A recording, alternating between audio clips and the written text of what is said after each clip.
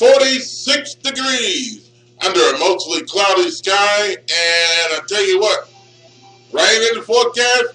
Well, I don't know. We'll find out about that in just a little bit.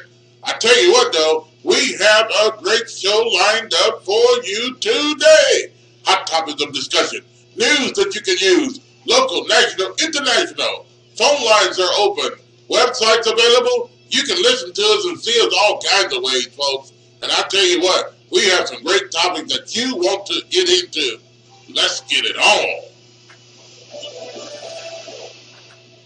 And good morning again, and welcome to Talkback Live in the morning. It is now 6:04, 4 minutes past the hour of 6 o'clock. A very pleasant good morning to you on a Wednesday morning. Yes, a lovely, wonderful, blessed Wednesday morning, and again, starting your day off 46 degrees under cloudy skies. And folks, I'm telling you, we have a great show lined up for you today. Again, hot topics of discussion, news that you can use, local, national, international. Yes, and the number to call is 901-452-3094. Again, the number to call is 901-452-3094. And if those lines are busy, call us at 901-324-7490. All right, we invite you to go to our website, TalkBackLiveNetwork.org. And you can listen to the show there as well. Also, you can listen to us on the TuneIn radio app and the Simple radio app. There's free downloads on your mobile devices, your Android, your iPhone. You can also listen to them when you download it on your laptop, your iPad. Once you download it, go to the search block and search these letters, KQPN and WMQM AM 1600. And you'll be able to hear us on either both of those apps, as a matter of fact, when you do that. And, hey, you'll hear us loud and clear. And also, we'll have an update on the traffic report, keeping you up to date what's going on the interstates in the city and in the county, and the weather forecast. Yes, you know who does it for us. News Channel 3's meteorologist and weather expert, Austin Onick, will be along in a couple of minutes with its accurate, dependable weather forecast. Good morning, Josh. Good morning, Bob. Good morning, everybody out there listening this morning. Another great show we got lined up for you today on a Wednesday. Man, ready to get it popping, cracking, rolling, kicking, jumping, hopping, screaming, everything else, yelling, man, all of that on this Wednesday morning. Gonna wake you up, get you yelling and screaming and running all that during this morning. So we definitely appreciate y'all for listening. As always, a lot of stuff to get to today. A lot of great topics of discussion. I want y'all to get in and on the conversation as always. Plus, we're on social media as well. You can follow the show multiple ways. First of all, on Twitter at TalkBackLive. One word at TalkBackLive. Facebook, Facebook.com, TalkBackLive with Bob and Josh. Like our Facebook page. Check us out there. TalkBackLive Network on Facebook as well. Check that out. So we definitely appreciate y'all supporting the show. We are up live now on YouTube, so please check that out. Just go to youtube.com and search WMQM on YouTube, and you will see both of our faces, the beautiful setup we got, and all that. You can see us live. You can comment on there as well. Also, on your YouTube app, on your phone, on your smartphone, on your pad, whatever you got, man, you can see us, YouTube, WMQM, and subscribe. You can catch us live each and every day. Yes, indeed. And coming up after the 7 o'clock hour, 7 o'clock this morning, we're on AM 7:30 until 7 o'clock. And at at 7 o'clock, we simulcast both stations, AM 7:30 and AM 1600. We'll be on both stations at 7 o'clock this morning, and after the 7 o'clock hour. All right. Yes, Josh. That's it. All right. So without any further ado, as I say, let's get it on. All right. Let's start it all off with the Metro Traffic Report, keeping you up to date. What's going on the interstates in the city and in the county. This Metro Traffic Report, it is sponsored by Automotive Repairs for Less. 2975 James Road, 901-859-6169. That's 901-859-6169. And folks, I'm telling you, great work they do at Automotive Repairs for Less. It's just that what the name is, Automotive Repairs, and they do it for less. Hey, they do transmission, major work, minor work, engine work, tune-ups, brakes, oil changes, whatever else you need as far as automotive repairs, they can get it done right there. And Marcus Williams is the owner and his crew out there now. They've got a crew of people that will work on your car and take good care of you. That's Automotive Repairs for Less. 2975 James Road, 901-859-6169. Automotive Repairs for Less. Let's go to our traffic trooper. Josh, what's going on the roadways? Looking at the roads right now, there are reports of a pothole problem, Ridgeway Road, southbound near Mount Moriah. And I know that's shocking, right? In Memphis, you got a pothole problem. You can say that everywhere, but there's one specifically, Ridgeway Road, southbound near Mount Moriah. So wow. Look out there. Also, the left lane has just opened up on I-240 eastbound from Mount Moriah to Poplar. So it just opened about 10 minutes ago.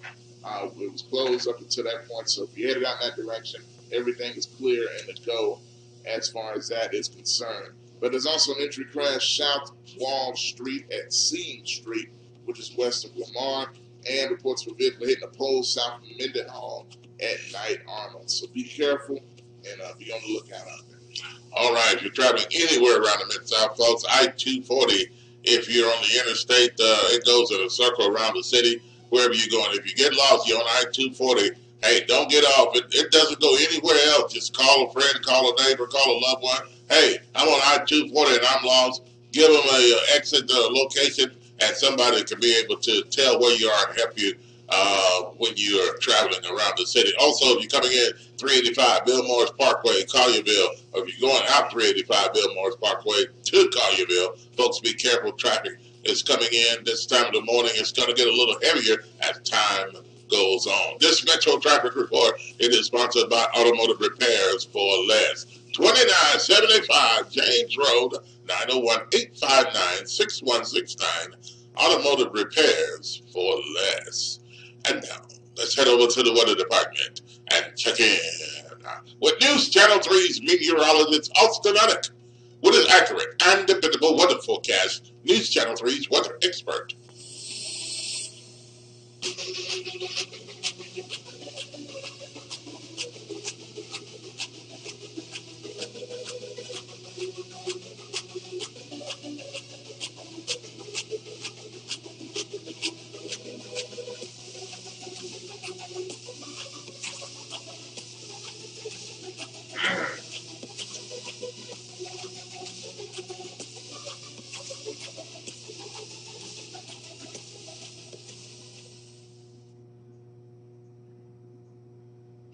Increasing clouds across the area today and high temperatures pretty much on the mild side, back in the lower 60s, with the chances of rain continuing from this afternoon into this evening. Low temperatures will be on the chilly side, back in the mid-40s, with cloudy skies overnight. Partly cloudy to mostly cloudy on Thursday, with a few chances of early showers throughout. Not yet, no. I know it's here. I got back on trying to do something. Okay. Go ahead and set your Facebook up. Friday night, chances of rain, mostly cloudy, lows in the lower 40s. Stray showers on Saturday, highs in the lower 50s. Colder air arrives Saturday night, so we'll see low temperatures back around freezing. The chances of rain and snow. Chances of rain and snow early on Sunday, then high temperatures back in the upper 30s. Chance of light snow Sunday night, lows in the mid-20s, and a mix of clouds and sun with colder temperatures on Monday, highs in the mid to upper 30s. That's a look at your latest WREG TV News Channel 3 Severe Weather Center forecast. I'm meteorologist Austin Unnick. Stay tuned. Coming up with Bob and Josh on TalkBack Live.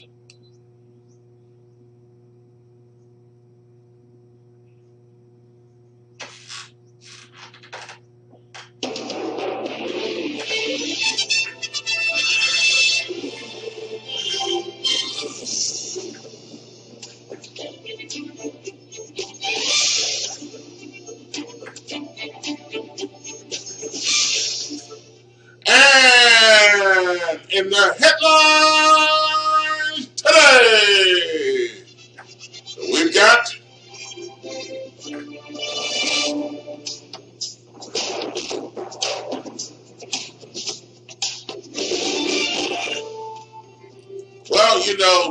sometimes when it comes to a wedding, most people, most of the time, it's an exciting time. And some people, rejoice and they're glad about it. But then when it comes down to one of the most important parts of the wedding, or whatever that's a part of the wedding cake, you can have a problem. Well, let's talk about it. Josh, do listen to this, folks. This is the big story right here in the state of Tennessee that happened. A wedding cake shop refused to bake a wedding cake for a gay couple. Well, what is going on with that, Josh? They refused to bake a wedding cake for a gay couple, and I don't know why, and all the other details. Some people may jump to judgment, saying, okay, there you go, them Christians again, and they, having their own mind and all this kind of stuff. There's nothing wrong with that, but what did these people think? What is going on with this story? Well, so here's the story. This is out of Tennessee, as a matter of fact, Dixon County, Tennessee. A family-owned bakery declined to sell a wedding cake to a gay couple over the weekend, citing the spiritual conviction of the owner. The bakery is Susie Sweets. Susie Sweets. In Dixon County. Of course, the owner of the shop is Susie Dennison. So here's the story. They were Christians because of their belief. I can understand that. Well, but I mean, can anybody? Is that a reason not to bake a cake or to sell a wedding cake? We're going to get into that angle in a minute. Yeah. Here's the story first of all, so we can hear that. And we can get into it. All right, folks. Let's take a listen to this. Phone lines are open 901-452-3094 or 901-324-7490. Take a listen to this. The highest court in the land this weekend, a mid-state baker refused to bake a cake for a same-sex couple, setting off a firestorm online. News Channel 5's Jason Lamb takes a closer look at the issues behind this controversy. The incident out of Dixon County is the same type of case that's already made it all the way to the U.S. Supreme Court. The same type of case that's likely to end up there again. We have different size cakes that we can do in pretty much any color. Tara Haynes with the Sweet and Sassy Bakery in Madison. Okay, $6.53. Is the first to admit she'd call her baker's wedding cakes works of art. My head decorator can pull anything out of the sky that I can barely doodle on a cake. But that is where Tara in Madison draws the line. It's just cake at the end of the day, so it shouldn't really be looked at as a religious thing. This weekend, the owner of Susie's Sweets in Burns, Tennessee, Susie Dennison, refused to bake a same-sex couple a wedding cake. The customer was Brandy Ray, who posted a text conversation on the Hip Dixon Facebook page. In it, Dennison says, "I truly wish you the best, but after realizing that your union will be of the same sex, I cannot, with my spiritual conviction and beliefs, do your cake." Ray then replied, "I'm sorry you feel that way. Have a good night." The U.S. Supreme Court dealt with a similar case last year with a cake shop in Colorado arguing that having to make a cake for a wedding against their religious convictions is a form of forced speech. But the court failed to rule on much of the case, leaving this a constitutional question yet to be resolved. To each their own, but it's just cake. Jason Lamb, News Channel 5. All right, what do you think on that? You have this case that has happened some time ago in Colorado. I remember that story when it happened. Yeah, if you remember, like you said, we covered it quite a bit. Yeah. On the show when it happened, and then years later when it finally got ruled on. Mm-hmm. Matter of fact, in the favor of the shop.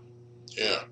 They ended up winning that case. So in this case, though, there are some key differences. Now, in the previous case in Colorado, they did not refuse to bake a cake for that gay wedding.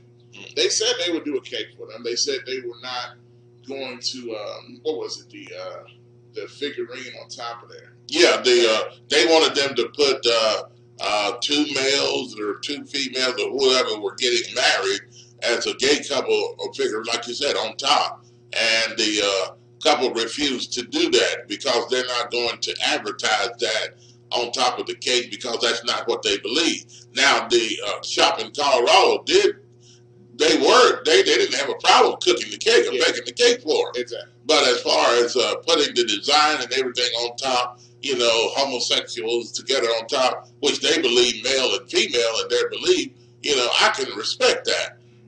You know, they're in business to do what they do and what they believe, but and they cannot be forced to do something. I don't think, or can they be forced to do something or sell something that they don't believe in? And here's my thing on that real quick. Like I said, we said it at the time. I still contend, look, it ain't that big a deal. You can put the figurine, at least if you're that couple, you take the cake, you put the figurine on afterwards. Yeah, they can put it on themselves. Not that big a deal. Yeah, they went to the Supreme Court about it. So that was a waste of time, headache, and everything else to go there. When they were going to sell them the cake, all they had to do was just put the figurine on top themselves. But they wanted to say, no, we want you to put it on there. Yeah, and it's like, okay, we know you believe in Jesus, we know your beliefs and all that, but we're going to make you put it on there. And I think that was totally out of the question. Here in Tennessee, these people are being they're refusing to sell them a cake because of their beliefs. All of the details as far as is it the same thing as it was in Colorado that they're not telling us? That's already there. It already shows that it's different right there. And so here's the thing, just real quick. The text. Now, the same-sex couple that did not get service, that refused service, and good morning to people coming in on Facebook also. Yes, good morning. As well as YouTube. Christina out of Georgia. Thank you for coming in this morning. Yeah. Definitely. So, all right, here's the text. I'm reading this here. This is the text from the bake shop, from the bakery in Denison, in Dixon County. It says, Brandy, I really enjoyed our time together, and I truly wish you the best. But after realizing that your union will be of the same sex, I cannot, with my spiritual conviction and beliefs, do your cake. I want you to know, in saying that, I do love you in the Lord. Had I known before you left, I would have said something then. So they basically apologized for having to tell them afterwards. The lady said in response, I'm sorry you feel that way. Have a good night. So then after that, boom, here it is.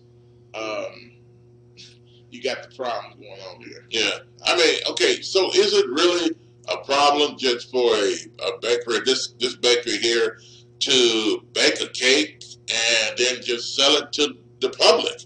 I mean, you have the public as Christians, non-Christians, you have all kinds of, you have atheists, you have Buddhists, you have Muslims, you have gay, you have straight. So is this thing that the people should look at here as selling it to the public rather than selling it to a gay couple? So I guess, can you look at it like any other business, convenience store, supermarket, or wherever, and you're pretty sure you have owners of supermarkets and other businesses that have businesses. So are you going to say, okay, well, gay people are not allowed to come into Kroger and shop or wherever because they're gay, and the owners are believers in Jesus Christ, and so we can't allow them to sell. Gay people have to go somewhere else and shop. They can't shop at this particular supermarket or this particular convenience store or this particular fast food or restaurant or whatever the case may be. Is this a different situation here about him knowing and then baking a cake to marry? And is it more of a celebrating or helping them to celebrate in baking a cake for them, knowing that they're going to get married, and that's not the belief of these people that are baking the cake here? And is it more personal, I guess, if I could say here, baking the cake rather than just having a supermarket? 901-452-3094, 901-452-3094 or 901-324-7490. If lines are busy, keep coming. Yes, John. Yes. And shout out to Greg. I see you, man. Go Tigers, indeed. I was going to get to that in a little bit later in the show. But I'm saying one last thing on the cake thing. Yeah. Here's the thing. And people don't take this into consideration because honestly they don't want to and they don't care. But you cannot just say it is just a cake when you don't know the perspective of the cake shop's owner. Clearly that person in the store that sells just a cake, you don't have a clue about Christianity at all. Right? Now, what the cake shop was saying was that they felt it would be an endorsement on something that is against their beliefs. Right. So that's the difference. It's not like you have a grocery store. Look, if a grocery store, you have a Christian that owns that grocery store, say it's a Kroger or Walmart, and a gay person comes in there and they're buying some chicken or they're buying some flour, whatever the case is, you cannot tell them they can't buy it because it's against your religion. Because that's not true. There's nothing in the Bible about that. Now, if it's something, where it's personal as a wedding cake, where they're specifically asking this for this wedding, then I can understand based on their convictions, they feel like, hey, this feels like me endorsing something that my religion or my beliefs says I should not be for. So I feel like if it was a Muslim, if it was anybody else who also have similar beliefs or actually more extreme beliefs when it comes to against gay people, I don't feel like people would have as big of a problem. But it seems like Christians do not get that. Really, is this taken away from the owner's rights to be able to do something that they want to do with their business? One person had it like this: well, this is the state of Tennessee. We give you your license to be in business. So therefore, if you want to be in business, and for us to give you a license to be in business, then you've got to do what the state tells you to do. Is that a problem? Or you think the state is right in this point by telling them that wasn't for us, we wouldn't let you be in business. So if you're not going to sell the cake to everyone and to the public, to homosexuals, to gay people, then we can take your license. Can they say that? Is that fair to a business owner that's a Christian? And I think another way also, it would be different maybe if the shop was nasty to them about it. You know what I'm saying? But they weren't even nasty about it. I mean, evidently they had a good experience when they met them there. And they were cordial. They said they were nice people and enjoyed talking to them. But they didn't realize that this is for a gay wedding. So, I don't know. I think there needs to be more respect given to the religious beliefs systems, especially when it comes to Christianity. Is it the same as a church? A church is a business, correct? Yeah.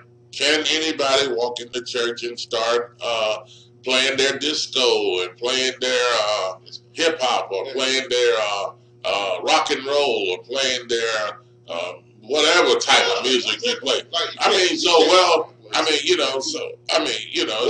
It's a business, though. But do they have the right to do that? I think a better comparison also to that point is, once again, to the gay thing.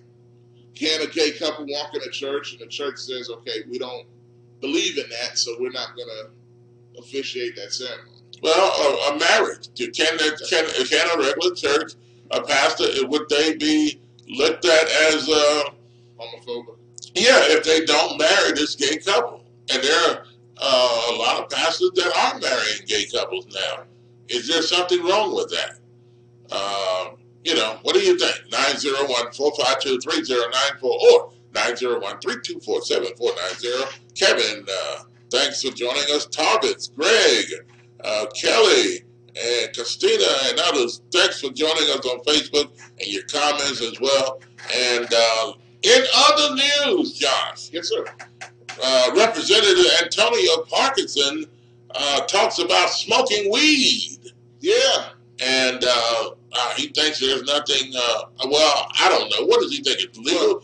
Should it be legal or should he? What is going on? To be clear, now, what he wants to do as well as some other lawmakers, is legalize, or the discussion is being had, so to speak, about legalizing marijuana in Memphis and the state of Tennessee. For what purpose? I'll let the story. Okay.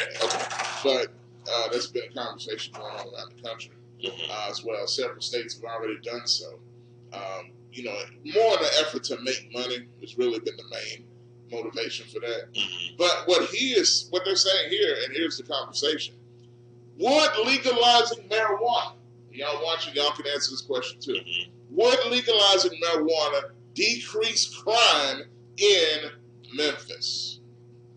Can it solve the crime problem? Everybody's too high to commit crime. I don't know. But here's a story from WREG, and you hear from everybody involved. Yeah. Take a listen to this. We'll be back.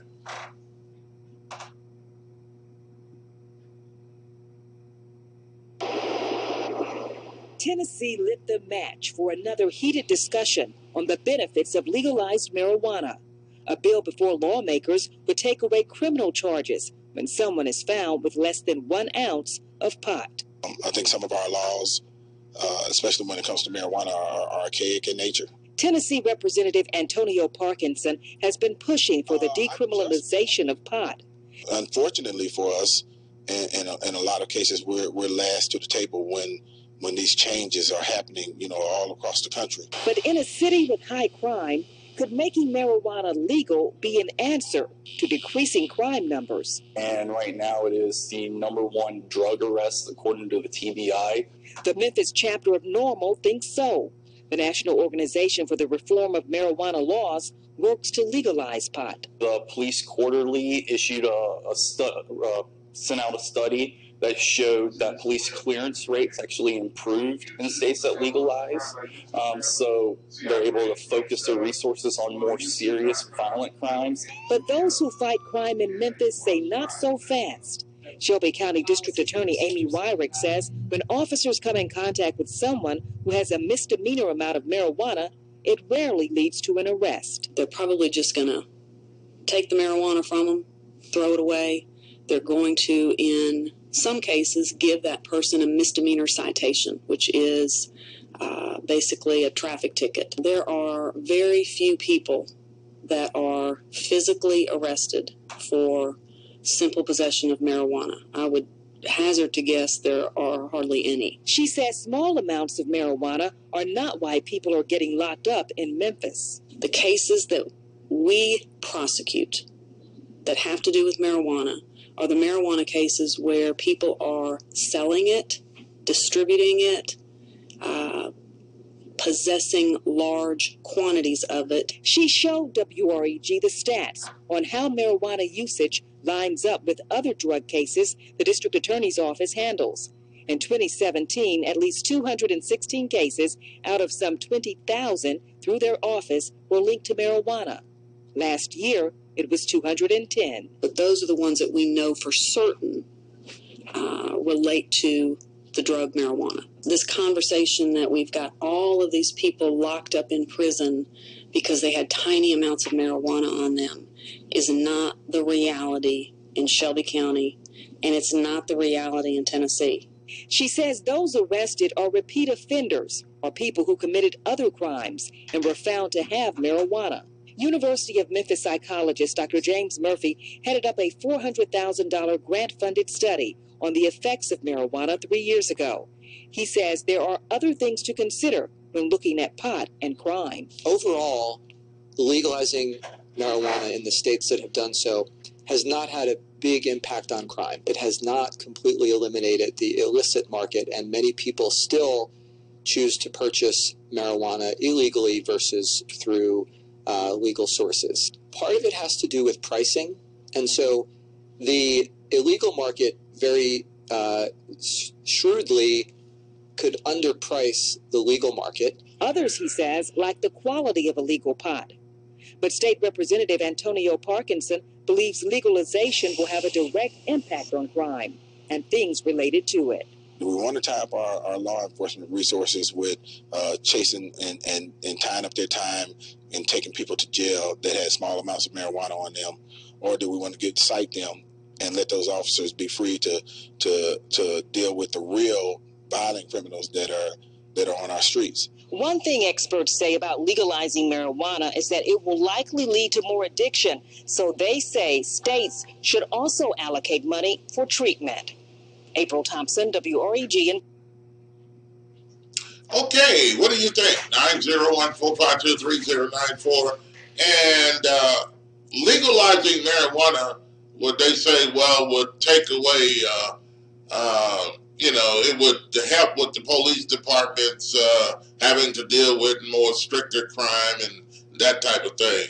But does it help really to decrease crime? Does it help crime to, what is the word I'm looking for? To go down. I mean, decrease crime. I mean, legalizing marijuana for what? I mean, if you legalize it, like they say in other states, most states that do have it, marijuana legal, you can't buy it. It's not like passing it around on the street with bags. Hey, man, it's legal to sell marijuana. It's legal to smoke it here. Here's your bag. Here's your bag, and all this stuff. Because it still has to be done in an official way, right? See, that's the difference. People don't think, man. Look, you still can't be out on the street corner selling weed. Yeah. They still won't let you do it. They'll still arrest you for it. And you can't go in a restaurant and sit down and order and then take you out a joint, of marijuana and just start smoking it, wait until your meal comes. I'm assuming. But on the real, though, think about it. Okay. No, that's for real. No, I know. This is what people are talking about, legalizing marijuana. I know. But they misunderstand the point. Exactly. Yeah. I wonder, and this is something that super needs to be enforced on this, right? Yes. Because when it's talked about legalizing marijuana, it's usually talked about, like he said, you want to stop people from getting arrested for these petty little situations. Now, I have read also that still in Colorado, right, it's very prevalent up there. You can smoke it in the street just like cigarettes, actually. So, but people are still getting arrested for possession, for selling marijuana. It's not going to change that. So, look, even more so, at least in my theory, it's going to increase the amount of arrests for people selling weed because the government is selling weed now. So the government's not going to want anybody else selling weed and undercutting their prices, just like the professor from the University of Memphis said. Mm-hmm. So I don't really think. I think it's kind of a flawed theory. Mm-hmm. You think about it on the micro, but you don't look at the big picture. So and here's the thing: they're thinking that legalizing it will stop police officers or anybody from arresting people that have marijuana on them. And that's not the case. If you say, well, for small amounts of marijuana, well, little becomes big when, much. I guess, what is that saying? But anyway, when you have a little amount, then wherever you got that little amount, somewhere there's a big amount. And so, therefore, really, to not arrest these people and to charge them for having the marijuana, you're still dealing with a problem. So it's not saying, well, it's just a small amount. So what? I mean, that small amount came from somewhere. And you have to be able to charge these people with smoking marijuana and having it in their possession and selling it and that type of thing.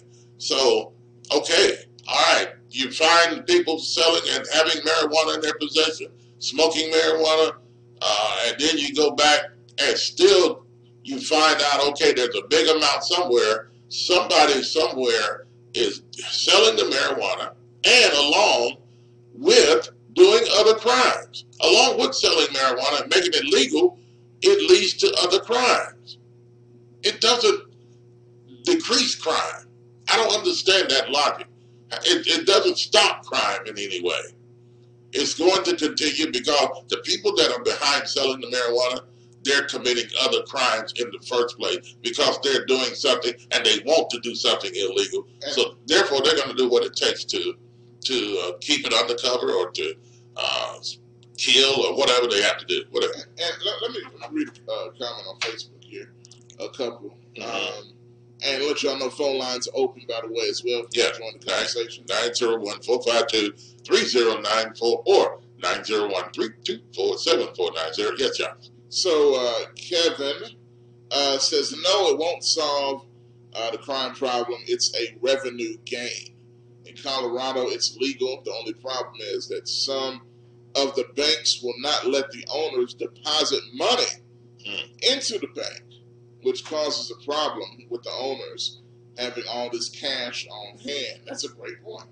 So evidently, I guess the banks don't take the money from the legal places that are selling weed. I mean, that's what he's saying. Yeah. So basically, and that the business will have all that cash in that building. So what's that going to mean? Yeah. That means people are going to target that business. Yeah. To rob it and things of that nature. Yeah. So it leads back to crime. I don't know what, like I said, I don't know what the point about it decreases the crime, legalizing pot, and it takes less work from the police. How does that take less work from the police? Well, I don't get that either. Maybe somebody could explain it to me. Do you think it's okay for people to be able to sell and smoke pot, whatever the case may be, in the state of Tennessee? Do you think they should legalize it, as Representative Antonio Parkinson has stated? And, some people want it legalized because they want to smoke it themselves, without having it being a problem. If you're a senator, or if you're a mayor, or if you're city councilman, and you want to use marijuana and smoke some of that pot, hey, you're trying to make it legal for you, but that's not what it's for. So are you implying that some of these folks trying to legalize it are smoking it at the crib? They're doing it already, but they just want it legalized, And I'm not I'm not saying any specific names on this. You can look at some folk and tell however they do that, they smoke that weed, I'm not saying that sounds like cocaine. Oh, you can tell. You can look at some folk and tell that, they smoke weed. Yeah, I can't anyway. Some folks just got that demeanor, that look about them. You smoke, they smoke marijuana. They smoke it up. But they want it legal so they don't have to hide it anymore.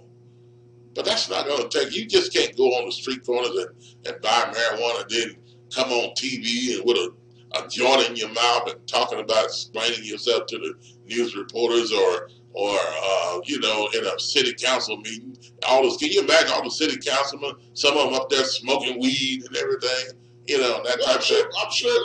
I'm sure some of them do. Yeah. Well, it's less work for the police department. How can it be? I don't know. Anyway, 901-452-3094 or 901-324-7490. Maybe I'm wrong. Maybe somebody can explain it to me. A lady won $188 million, and she gave $1.5 million to her church. But her pastor's not happy. He sued her for $10 million. What? Yes. Because she didn't pay, I guess, all of her tithe on it. And he needed that money, to do some things around the church. I'm sure. Come on, man. I looked at the church that they were in. It don't even look like it cost $500,000. I mean, maybe $1 million. I don't know. Well, you're gonna miss. That's just because she won the lottery, and you want her. He's suing her for $10 million. So the tithe off of that anyway, Josh, is over $18 million. Okay, so she robbed him. That's what he feels by giving him only $1.5 million. That's true. Now let me read some of this. Yeah, because I got it in front of me. We're coming to the phone lines. Hang on. Yes. Winning the lottery is a pipe dream. Speaking of marijuana, pipe, like I said, be crack. But anyway, a pipe dream for many people all over the world. Former Walmart. I don't know why I thought about that. Employee Marie Holmes of Charlotte, North Carolina, had a 1 in 175 million chance of winning the Powerball lottery.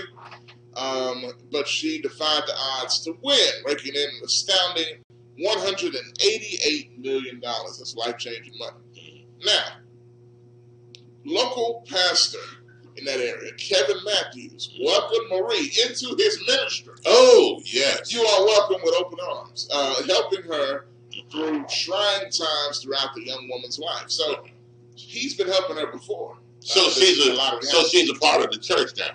Yeah, it's evidently before the lottery. Okay. Kevin claimed that he was a warrior of Christ, dedicated to making the lives of his congregants better and brighter. Good for him. Yeah, absolutely.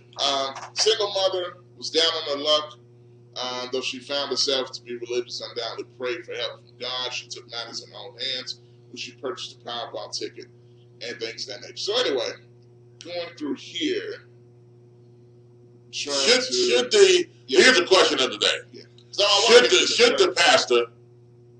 is the pastor right for suing her for $10 million because she didn't pay all of her tithe?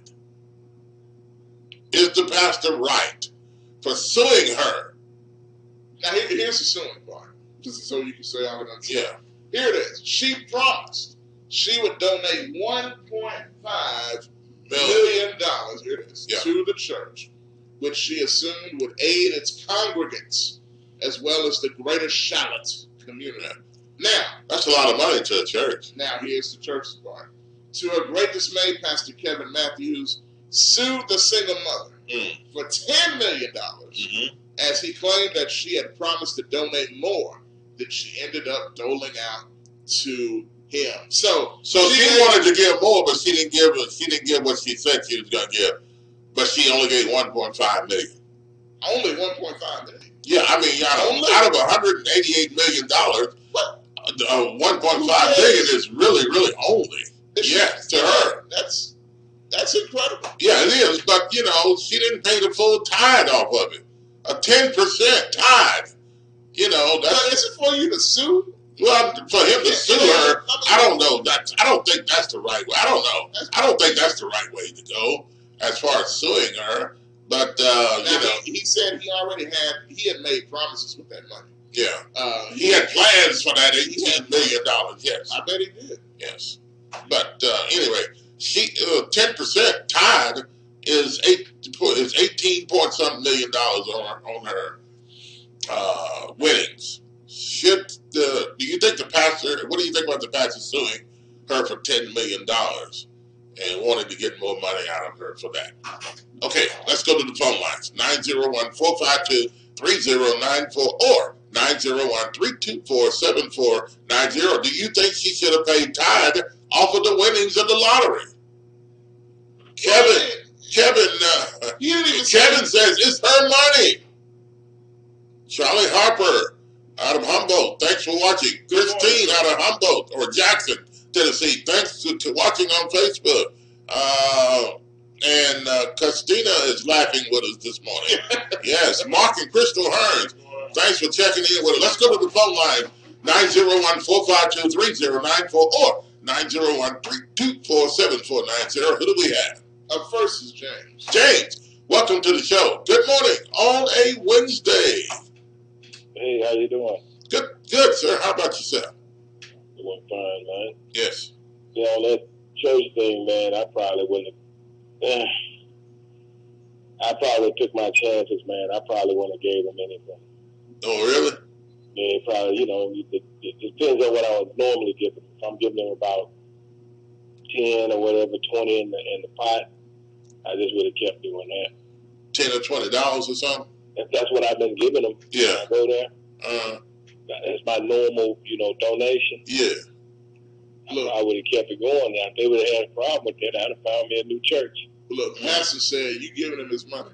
If he gonna have to take it to court for that $10 million, because he said he got plans for the church. Well, I mean, James, do you think it's right for him to try to sue to take the money, or do you think he ought to just leave it up to the congregant, whoever they are, to be able to give according to, freely as they want to give? Yeah, I think he should do it like that. He should be happy he got the $1 million. Yeah, he had $1.5 million. But, James, 10% of her winnings is over $18 million. He's not God. not for him to judge. You know what I mean? Okay. If that's true, she'll be punished, right? Yeah. He's not here to render punishment. True. So that's what I'm saying. So he should just say, hey, I got the 1.5. I'm a pastor. I think you should, give me 10%. But hey, you got free will, so deal with the consequences. Okay. Now on the gay thing, right? Mm-hmm. Okay. Make them make cookies or whatever, they cupcakes or whatever. Yeah, just give it to them, Wait, James. Wait. Hold it. They wanted a cake though, James. It's got to be a wedding cake. I mean, give them their cake, man. Give them their cake. Give them their cake, man. They gonna do that anyhow. Yeah. They gay, nothing you can do. I understand. I don't see how it's an endorsement. How you endorsing? So you're saying it's just like any other business, the supermarket. People go in the shop. They don't say, okay, you gay people cannot come in here and shop and all of that. So if they're a business, they should just sell to the public, whoever they are. Bob, you really don't even know who you selling to. Mm-hmm. You don't know what they're doing. Okay. They could have sold 2 cakes to gay people they didn't know. Those people are just out and homosexual. Mm-hmm. So, like you said, there's a whole lot of homosexuals right here in the city. Yeah. All over the place. Yeah. Yeah. Okay. Yeah. So I mean, like, that really go back to the pastor thing. Like you could tell them what the Bible says. You can say the Bible is against that. Mm-hmm. I mean, that's up to them to listen or to put that in practice. Okay. So basically, you're saying that, okay, even if you sell them the cake, you can say, it doesn't mean I'm endorsing what you're doing, but I'm just selling you this because you came for the service. You could. Providing the service. You can take it that farther, or you can just sell them the cake. Yeah. Go to the next customer. But see, I think at first, James, the people at the store didn't know they were gay until later on they found out.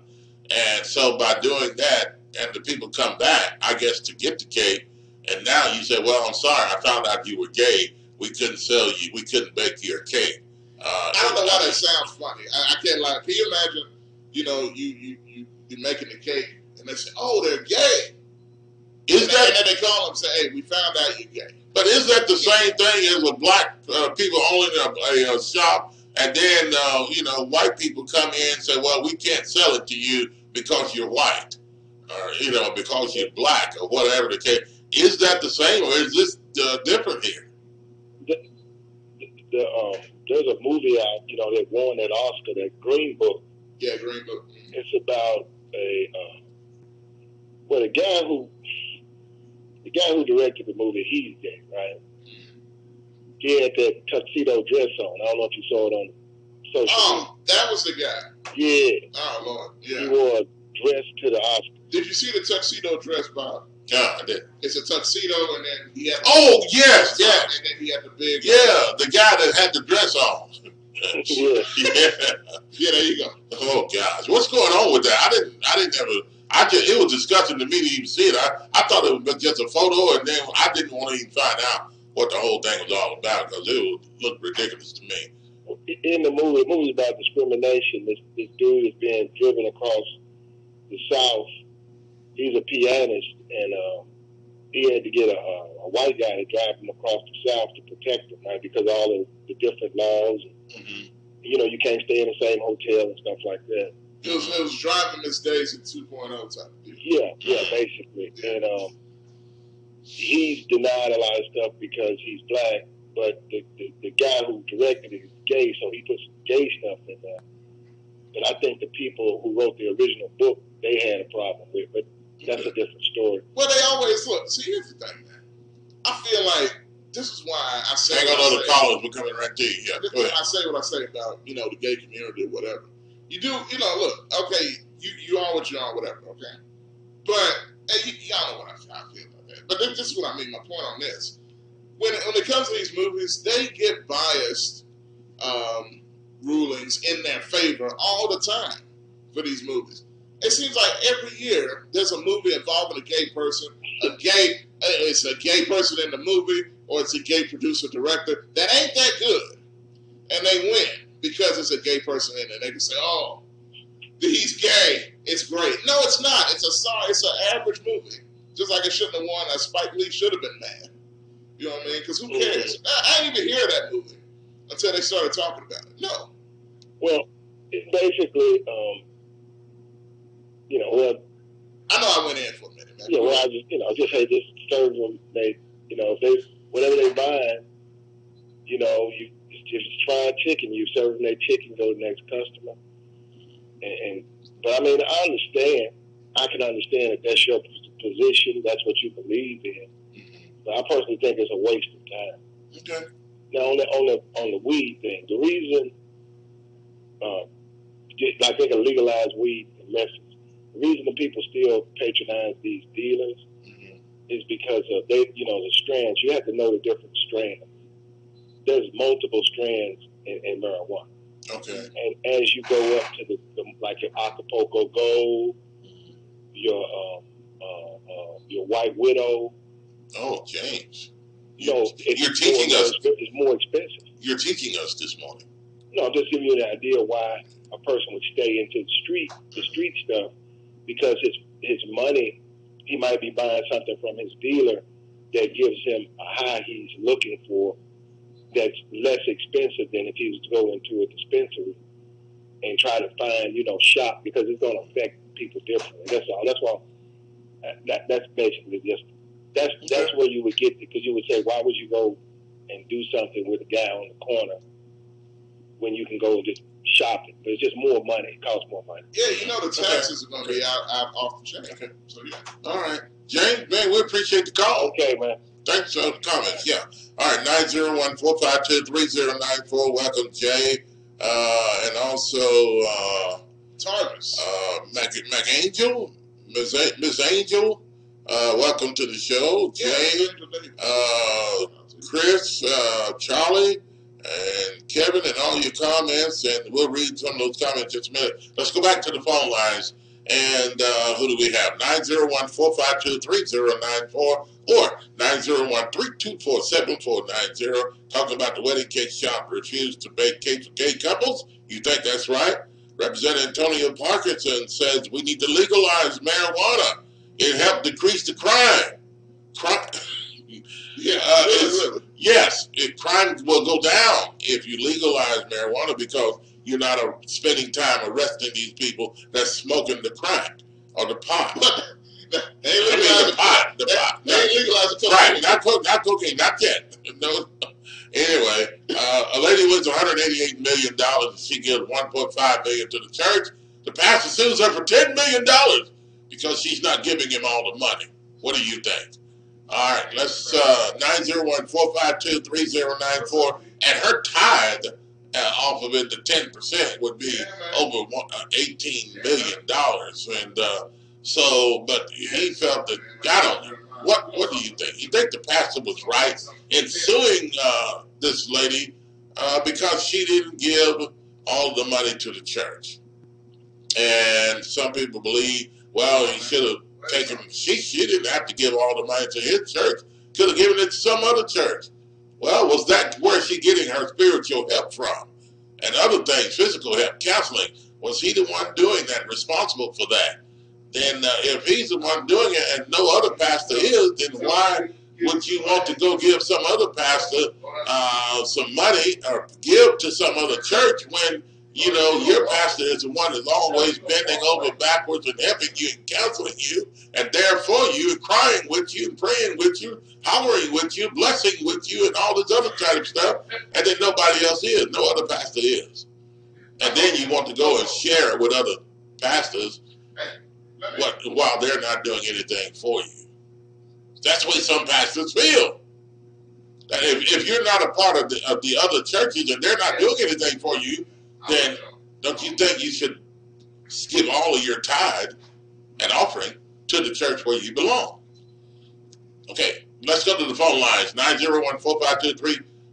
Okay, let's take a break. And producer said we're at the top of the hour. We have to take a break, and we'll be back. We'll take the phone call, right? Yes. And Facebook comments are coming out of the woodworks here, and we're going to take those comments and the phone call when we come back from the break. We have to go to break here. And you're listening to Talk Back Live with Bob and Josh. AM 730, and we will be on AM 1600 as well on both stations when we come back from the break. AM 1600 WMQM and AM 730 KQPN will be on both stations when we come back from the break.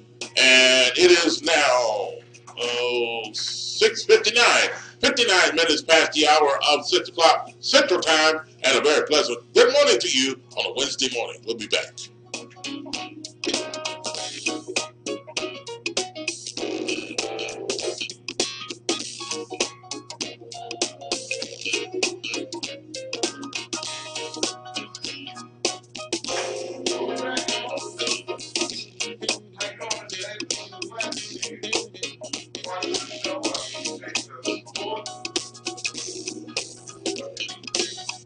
Serving Memphis, Tennessee, East Arkansas, and North Mississippi. This is KQPN AM 730, West Memphis, Arkansas, Memphis, Tennessee. AM 730 SB Nations Radio, your news, talk, sports, and information station. It's that time of year again. We're Just Cooling. Call Just Cooling Refrigeration for all your heating and air needs.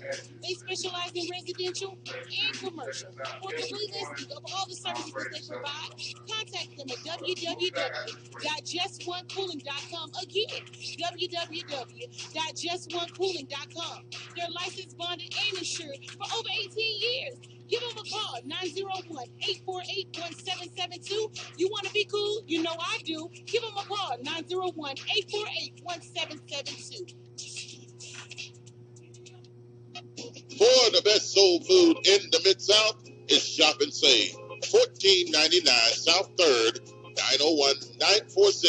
901-946-4303. Serving breakfast, lunch, and dinner, and some of the items on their menu consist of catfish, spaghetti, chicken and dressing, turkey wings, meatloaf, fried chicken, cabbage, yams, greens, salmon croquette, and the list goes on. Some of the best soul food you ever taste in the Mid-South, it is Shop and Save. 1499 South 3rd. Call them again at 901-946-4303. Been in business since 1991. Shop and Save, 1499 South 3rd, 901-946-4303 for some of the best soul food you'll ever taste.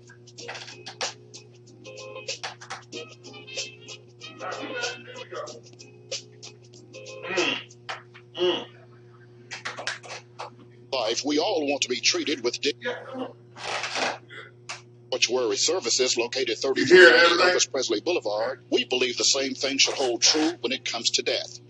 Number is 345-9558. For more than 30 years, Ed Ford has offered a personal touch when it comes to the passing of the special people in your life. As a licensed funeral director, embalmer, and death counselor, Ed Ford will be involved in every phase of the bereavement process when it comes to your loved one. In other words, he won't just sit behind a desk and collect your money like other funeral directors. His main purpose is to personally prepare your loved one for whatever memorial service you desire. His services and prices are the very best in Memphis and the surrounding area. At E.H. Ford Mortuary Services, it's not about the money, it's about a lasting memory. Ed Ford, his wife Myrna, and the courteous staff will be there when you really need them. That's E.H. Ford Mortuary Services, located 3390 Elvis Presley Boulevard. The telephone number again, 345-9558.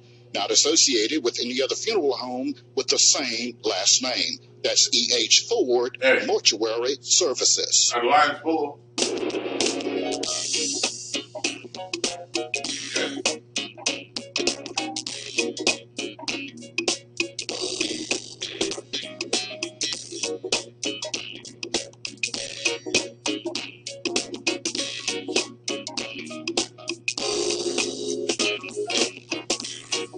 And welcome back to the show, Talk Back Live with Bob and Josh. 901-452-3094 or 901-324-7490. The lines are busy, keep calling.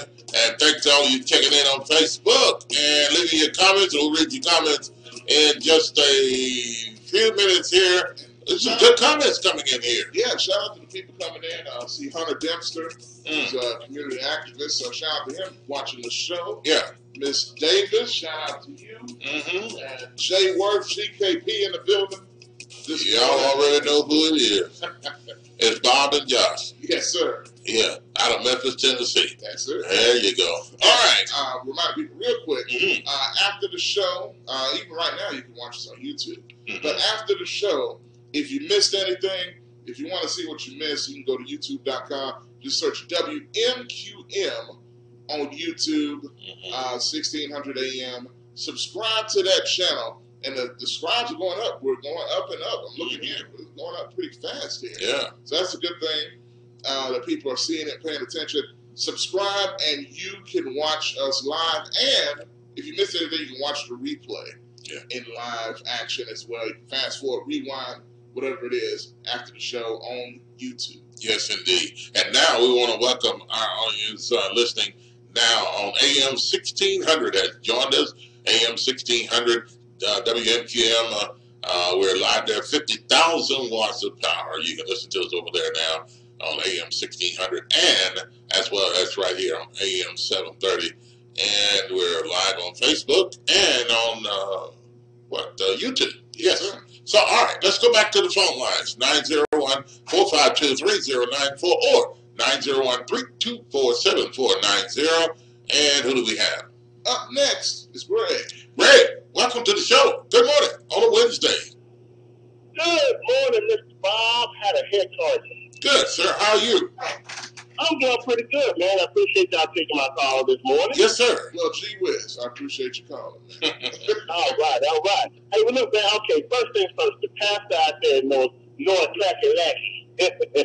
He's trying to put his pimp hand wasn't strong enough, you know. That's all that was. His what now? Wait a minute. Whoa. His what now?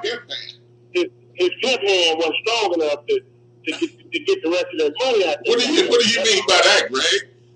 Well, you know, he was trying to run that game, you know. He was trying to run the game on her. He spoke that sweet nothings in her ear, and she got that money. And, and, you know, she put the earmuffs on so she couldn't put them sweet nothings in the ear no more. Oh, yeah. Okay. Yeah. But, you know, I was reading about that story last year, the year before. Yeah. And I want to say the judge ruled against him. If I remember right, the judge ruled against him on that. And I wouldn't think he'd have any basis. It was pretty cut and dry, you know. And I think he was trying to say also, what was it? It was, I had to go back and read it, man. I read like 3 different articles. Well, you know, Greg, I mean, you know, she paid $1.5 million. But the thing about it is, if you're going to pay your tithe, this 10th, you know, she would have given over $18 million. Yeah, I ain't seeing nobody doing that. Yeah, but still, I mean, 10% of a dollar is a dime, so what's the difference? I mean, you know, so it's a little. Well, even though it's 18 million, Greg, come on, it's still 10%. The percentage hasn't changed. It's just that you got more money. The more money you get, you know, you're tired. You know, quite naturally, it's going to be a little more. Yeah, and I want to think that I don't think she pocketed $188 million. Well, she did. She didn't. You know, what are you going to tie down? That's another question. When we talk about gross or net, that's another topic for another day. Right, because I think she came home with like 87. No, it was 127 million, something like that. Yeah, because, you know, they take whatever it is, 30% or 23%, something like that, right off the top, something like that. Depends on the state. Yeah. And then the state taxes or whatever, you know, you lose it. You lose basically half. Yeah, you lose quite a bit of money. Yeah, you lose basically half of it, you know. Yeah, but still, you got that much. I'm not going to cry too hard about that. I would. About the cake situation, you know, I look at this a little different than the Colorado situation. Okay. Because the Colorado situation, they didn't refuse to serve them. They just refused to decorate the way they wanted it. Right. You know, they were happy to sell the cake. So I look at that a little different. Okay. And I think if it goes to court, I don't think that this shop owner is going to win this one. Okay. I don't think they will. So you think it's just like okay, if you're a business, you're open to the public. You don't have to find out or try to find out who's gay, who's not gay, who is, and all that kind of stuff. You're just selling to people that come in and you know, just baking them a cake. That's just like any other business. Is that the way you see this? You bake a cake, the cake doesn't say anything on it, you know. I said the problem on them comes because of the decorations. Oh, you know, because people don't have to know. Nobody has to know what this cake is for, you know. And a cake is just baking a cake is just selling somebody a bottle of water, I suppose. You know, because you're gay, I can't sell you a bottle of water, you know. Well, I guess the purpose of the cake has something to do with it, and this is why they were saying, well, they're Christians and it's against their beliefs and things of that nature. So they knew that the cake was going for the wedding and couples getting married that are gay. So this is what the cake is for. Now, to just go in and buy any kind of a cake, you know, from a store, a pound cake or any other type of cake or something like that, and for them to prepare it for you just for any other reason, then that's, you know, I guess is that different than what this situation is? Well, that I think it's kind of stretching the religious, what's it called, belief or whatever. Conviction, you know, it's not as bad as the woman trying to refuse to do somebody's taxes because they were gay, but you know, it's not like that bad. You know, that was crazy right there. But I don't know. I see this just a little bit different. You know, I see it just a little bit different because if the cake wasn't for a wedding, would they still do it? You know? Yeah. Because you're gay, I can't make you a cake. You know, it's touchy. It is. It's kind of touchy. You know, you posed a question, Bob. You said, you know, would this carry over to say if they found out somebody was black, could they refuse? And you know, that's kind of apples and oranges almost because you know, I can walk into you can walk into a place of business. They don't have to know you're gay. Yeah. But they're gonna know you black. They're gonna know you black. Yeah. You can't help that. Yeah. You know, it's not a choice. Yeah. So, you know, I can't withhold that information. Yeah. But what was the other thing? Is that why we were talking about this? Yeah, Antonio Parkinson agrees, and some representatives agree. The weed thing, legalizing it decreases. It helps decrease crime. Well, that in itself is a bit misleading. That title, it is said like that, is a bit misleading because when I first heard them talking about it over the weekend, about, you know, and I was like, well, what are they? Was anybody out here committing crimes that's on weed? You know, so, but then when they got to talking about it, hey man, that's not decreasing crime. No, it's not.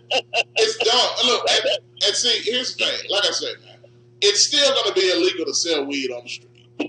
Yeah. Whether it's legalized or not, you can't. Like I said before, the government will crack down even more because the government will be selling the weed. So, you know, they don't want folks on the street selling the weed. They don't want you to outdo them. Yeah, I guess. I'm just saying. But anyway. They're gonna be riding down on people, huh? Yeah, riding down. Exactly. But look, you know, in the whole, and the thing I'm still trying to figure out is, all right, what about the employers? As far as, okay, say they legalize weed in Tennessee. Mm-hmm. So now would I be able to have weed in my system at my job? Yeah, see, that's another thing. Yeah. I mean, you know, even though it's legalized, but still, I mean, you know, it's just like if you need it for a drug or a prescription or whatever, then I can see, you know, that's the doctor gave it to you. You have to take it at a certain time. But I mean, you have to smoke it at a certain time. But anyway, yeah, this thing I think would be totally out of hand if you legalize it, and people will go crazy. People will go crazy with it, and they'll start doing things in front of the police and everybody, and just selling stuff, and you know, and handing bags out across the, you know. Hey, buddy, I got your bag over here. Running across the street, getting your bag. A whole trash bag? Yeah, you know. No, you know those sandwich bags. You know, they put their weed in. You know, I don't know. You know, that's because I smoked marijuana or I dealt with it. I'm just saying I've seen people deal that way, and that's what they do. You know. Not you know.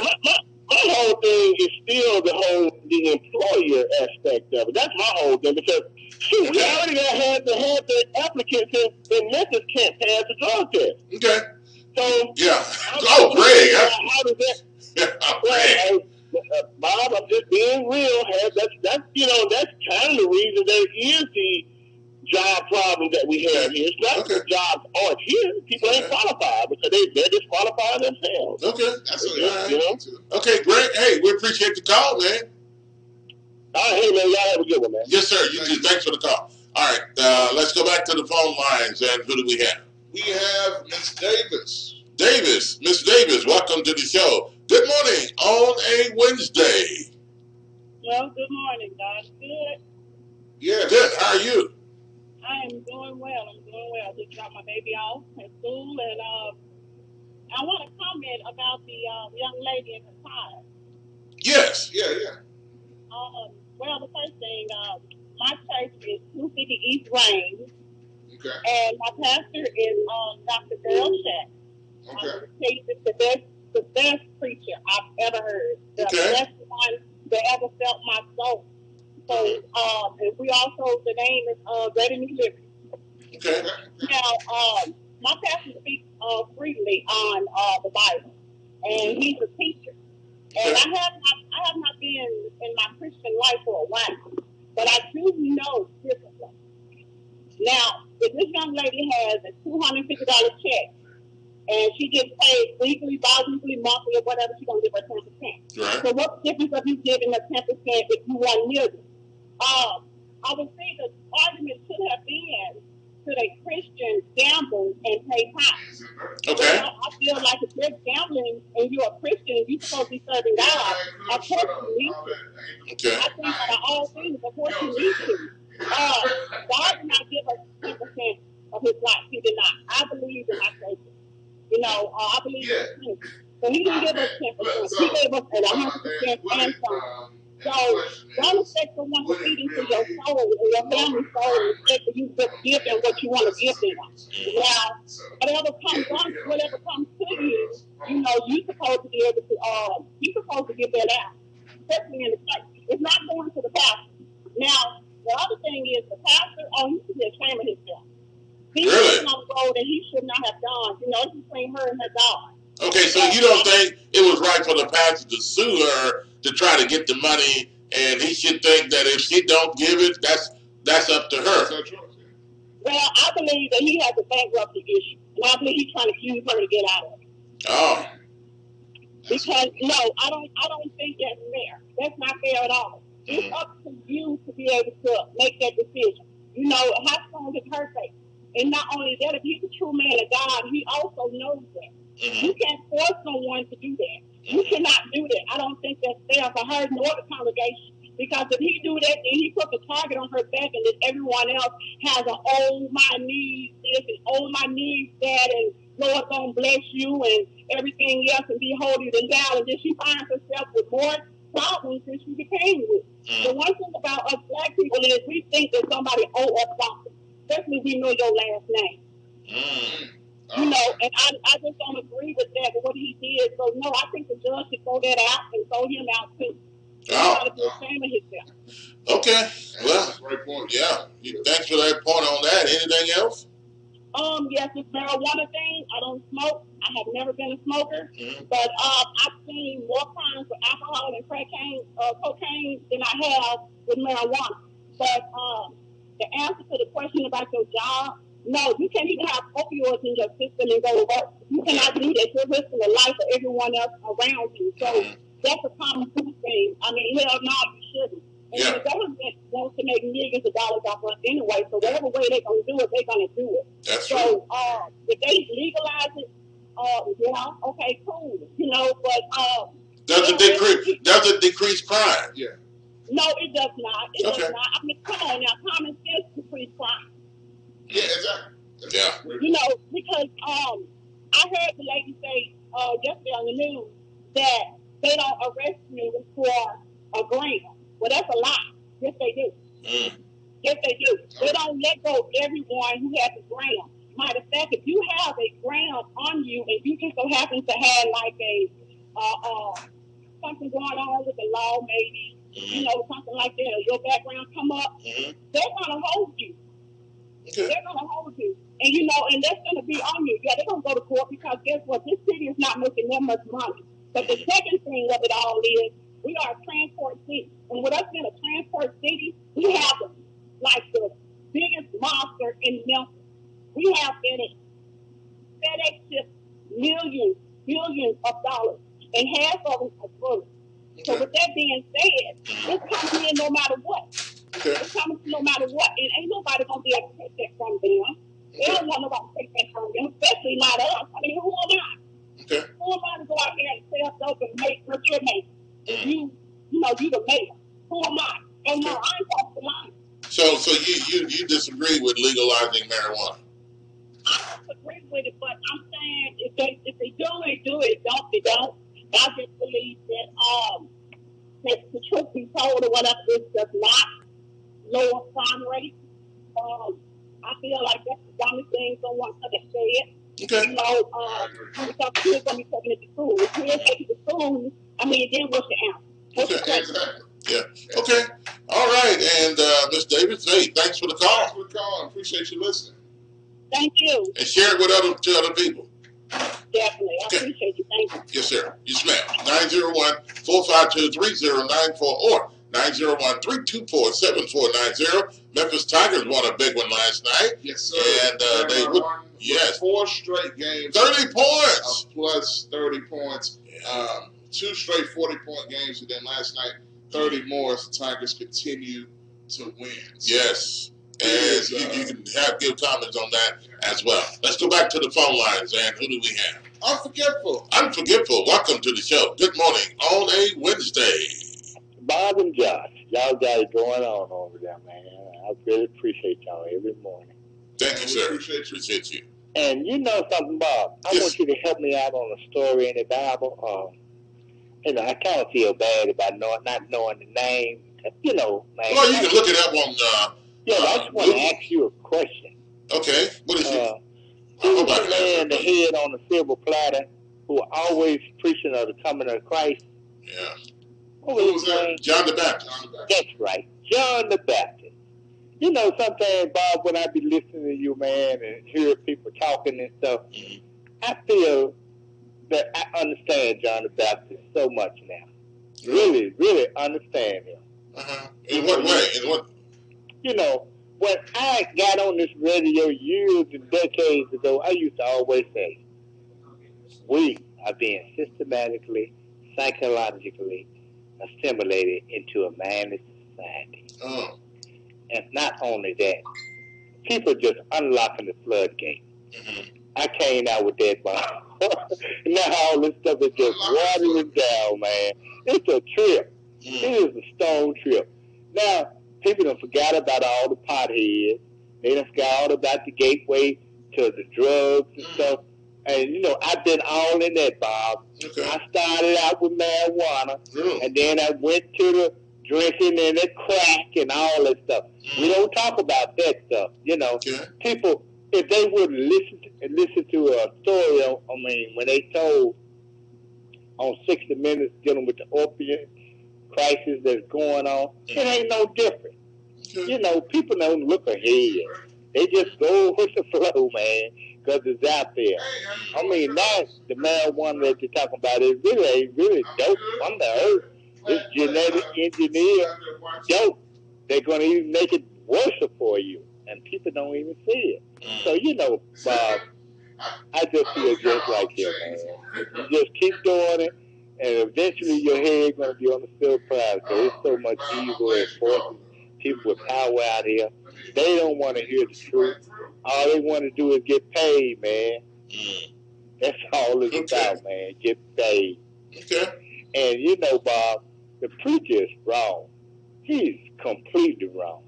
Now, people win money and make money, that's their business. If they want to give tithe, don't give tithe, give donations, it's their business.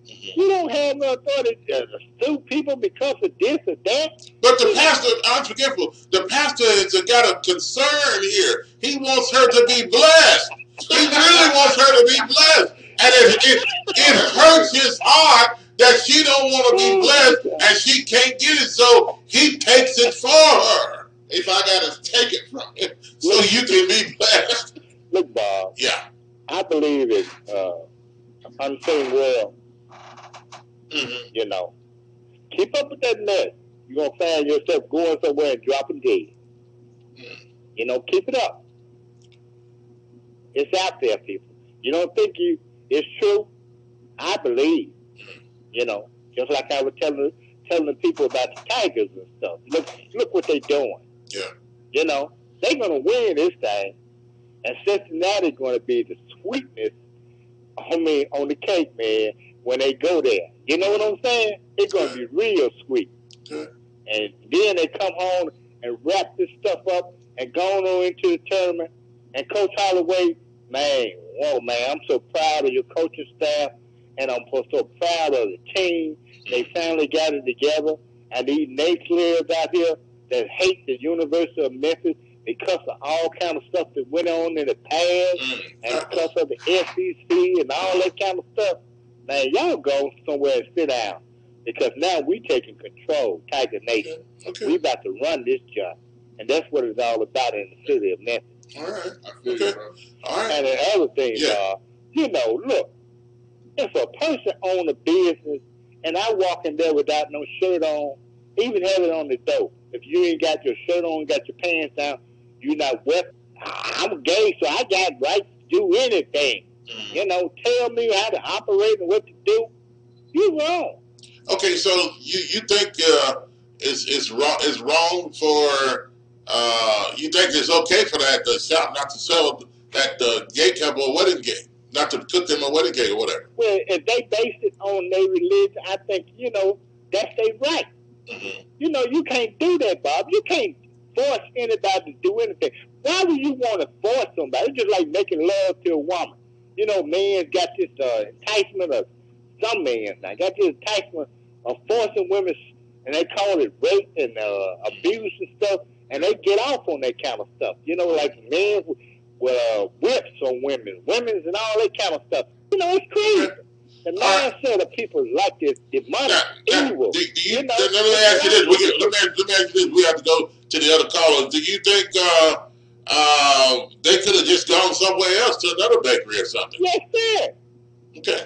And the last thing, Bob. Yes, people start please telling the true story about the Green Book. It was not only for hotels. It was a Green Book they called, but it was basically for black people.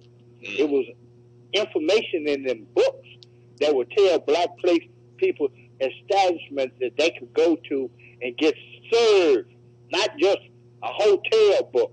Okay. It had all kind of information back in that time. But what makes you bring that up though? Well, I'm just saying. Okay. I just want to tell the true history of stuff. Oh, okay. You know, when people don't know, you got to kind of let people know. Let them know. Yeah, I understand. Okay. You know, now you got people running around. What the dude, black or white? Because see, I don't know about the Oscars. I don't look at that now. Yeah. You know. But anyway. All right. Was he black or white, Bob? What? Who's that? The pastor? He was in the dress like that I was talking about. He was black. He was black. Okay. Well, man. Yeah, you know, they do anything that to be on our shirt tail that they call. Well, unforgivable. These days, you have a lot of black men for some reason that want to go gay. I don't know what's going on. You know, every time you turn around, you know, there's a sweet black man out there. You know, bent wrist black man. I'm glad you said that word sweet because Bob, yesterday I kind of amazed why you said, you know, soft. I said, what do you mean soft? Oh, you mean sweet. Well, same thing. Now you're saying the real thing. Well, they're not really sweet, but they, you know, their attitude, the way they're going around, like they're soft. Man, is soft and compassionate, you know, and stuff like that. Well, and that's what I would call soft. Yeah. But well, you know, we got to compute. Okay. All right. Unforgivable. We appreciate the conversation. I just want to say I know you said it. We understand. Congratulations of millions that's going on in this whole country, man. Hey, we appreciate the call, man. Thanks a lot. All right, let's go back to the phone lines. And who do we have? We have from Georgia, Christina. Christina, welcome to the show. Good morning from Georgia on a Wednesday. It took me a while to get through. Y'all are blowing up. I think y'all gonna have to add a third line or something. I don't know. It took me a while. Yeah, okay. I'm glad you got through. Well, we got three lines at least here, but you know they're just supposed to roll over. But all three are busy. Yeah, we need 4 or 5. Yeah, okay. Yeah, you need them all. Anyway, now this Baker thing. I get in trouble. I profess to be a Christian. Mm-hmm. I love the Lord with all my heart. Yes. And all my soul. Okay. When it comes down to businesses, though, you have a business serving the public. Okay. My opinion, I mean, you can't just not. Just say you cannot serve them. You can't just. I understand the conviction, and everything, but you're a business offering a service to the public. Okay. You can't just not serve them. Right. We'll just come out and say, "Nah, we don't feel like." That's our conviction. We can't bake a cake for you, because you're gay. I mean, are they supposed to keep up with the gay people that come in and those that are not gay? Or is it just like a supermarket? I mean, do you think, what's the name of supermarket down in that area? Eagles and Eagles, Kroger, whatever. Okay, Kroger's down there, okay. Yeah, but you're not going to sit there and look and take your ID and ask, are you gay? Yeah. If you're gay, I'm sorry, you can't. You can't come in, yeah. Can you imagine if they started doing it like on IDs, say G or S, like gay or straight? Or no. Come on. Yeah, I think that's taking it a little too far there. But at any rate, is it the same as going to a fast food restaurant or to any place else? So it's just like a business. Do you think if they don't? Yeah, okay. Well, anyway, I think the other problem was the cake. The other bakery, they wanted them to design it like gays and put the gay people on top of the cake and all that kind of stuff. But I think that's a little different than what this is. I mean, you're just putting flour and stuff together and baking a cake, and I'd totally bake the cake. But I think the other thing is different as far as putting the I don't know what they call it on the top of the cake. Yeah, but I think what the conviction here is what they're saying is we know what it's for. We can bake a cake, a birthday cake or anniversary cake or whatever the cake you want for your event or whatever, but we know that this cake is going to celebrate or it's going for you're getting married and you're gay. So is this a difference why they should not bake the cake? I'm looking at it like this. I don't have anything to do with you celebrating your union to your same-sex partner. I'm looking at it, if I own this business and you're needing my services, I'm going to bake the cake. And I may have to do some talking about, or some negotiating about the decoration on top of the cake. Right, yeah. I may have to do that, but I'm going to bake the cake and I'm going to take your money like I take everybody else's money and you're not going. Right, and then again, this could be a witness to them. If you know that they're gay, and a lot of people tell me you don't know that they're gay or not, but they just buy a wedding cake. But if you know that they're gay and they're sinners, then by saying, speaking well to them and being a great example to them, being nice to them and baking the cake and all this, they may look at it in a different way. And you may have saved someone's life. They may be wanting to accept Jesus Christ because of your goodness, because of your love that is shown to them. I've had many opportunities at being because I just started my transportation business, and I run into people who are, profess to be gay, and they have no problems telling you. Yeah. Oh, yeah. And I turn around and tell them, well, I used to live in a gay lifestyle, and, some don't care to talk to me after that, and then I get some that, they don't mind talking. And so I have a chance to witness to them. I have a chance to give them my testimony and witness to them. Right. But I'm not going to not offer them a ride because they're gay, or pull over on the side of the road and say, hey, look, you're going to have to get out. Yeah, you have to get out. I'm sorry. I can't take you anywhere. Yeah. I'm not going to do that. Yeah, right. Can you imagine, this situation it almost made me laugh when I read about it. They said they didn't know they were gay until later. And they said, okay, so they took the order of the cake, they were making it, and they said, oh, they're gay. And then they called them. We can't bake the cake for you. We just found out you're gay. Because our oven, we can't do we tried to, it makes it sound like they tried to put the cake in the oven, and the oven refused to bake it because they were gay. It's a Christian oven. It's a Christian oven. Yeah, okay. All right. Hey, Christina from Georgia, hey, thanks for calling. Definitely. No problem. Have a wonderful day. All right, 901-452-3094 or 901-324-7490. And who do we have next? Next is Daniel. Daniel, welcome to the show. Good morning on a Wednesday. Good morning, Mr. Bob. How you doing this morning? Doing great, man. How are you doing? Oh, well, I caught the tail end of Griggs. I don't know all of the points you're covering. I don't know people just were talking about different things. I know it's Unforgiven with the Green Book and all of that. But specifically in terms of marijuana, my thing is this, because I'm an advocate for the legalization of it. I don't personally look at it anything. I look at it as, of the drugs that aren't like hard drugs, like cocaine, well, honestly, unpure cocaine, because pure cocaine, honestly, believe it or not, does have some benefit. I've never used cocaine before, but that's just the fact of the plant itself. But in terms of the other drugs, alcohol and cigarettes, tobacco, well, the nicotine in tobacco more than tobacco itself. Like marijuana is the least effective of those three negatively on the body. In terms of the mental capacity of it, it's just a matter of, regulating it just like alcohol. You don't need to come to work drunk. You don't need to come to work high. But it's hypocritical to think that people that pass a common drug test don't have other vices. There are pills out here. There are ways in which people can easily be their mental capacity could be hindered.